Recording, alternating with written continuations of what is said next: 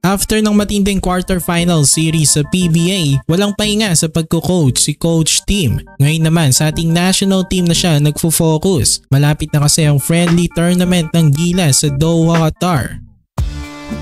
Nakarating na ang Gilas Pilipinas sa Doha, Qatar. Handang-handa na nga ang ating national team sa mini tournament na kung saan makakalaban nila ang host country na Qatar. Mapapanood na nga natin yan mamayang 1:30 ng madaling araw sa Pinas. Kinabukasan 11 PM ang Lebanon naman ang makakalaban ng Gilas. At sa last game nila kontra naman sa Egypt, Feb 17, 1:30 ulit ng madaling araw. So paniguradong marami na namang magpupuyat sa atin. Nakaka-excite ngang makita ulit ang Gilas. Naghahanda na sila sa third and final window ng FIBA Asia Cup qualifiers. May mga kaunting na bago lang sa lineup ng Gilas dahil sa mga injuries. Injured nga si Kai Sotto tapos nagtamo rin ng injury si Troy Rosario noong Game 3 ng quarterfinals kontra Meralco Bolts.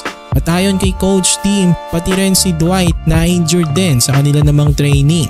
Day to day nga ang kanyang status. So kinakailangan ng Gilas na mag-step up ang iba pa nilang players sa team. Marami pa namang maaasahan dyan. May mga magbabalik Gilas din, AJ Edu at Jamie Malonzo. Mabigat-bigat nga ang gagampanan nito nila Edu dahil wala ngang Kai Sotto sa team. Asahan din ni Coach Tim ang 6'7" na si Carl Tamayo. Maganda nga ang ipinapakita nito ngayon sa KBL. So hopefully may pagpatuloy niya yon sa Gilas. Kasi isa siya sa mga mabibigyan ng major minutes sa team. Kahit may mga injuries, I think kayang-kaya pa rin ng Gilas i-sweep itong mini tournament. Pinaka-inaabangan nga natin na matchup nila dito ay ang Lebanon. Gustong makabawi ng Gilas sa kanila. Posibleng maglaro nga ang mga magagaling na players ng Lebanon na gaya ni Wael Arakji dahil naghahanda na rin sila sa third and final window ng FIBA Asia Cup qualifiers. So exciting itong mga susunod na araw para sa ating Gilas Pilipinas. Sana manalo ang ating national team.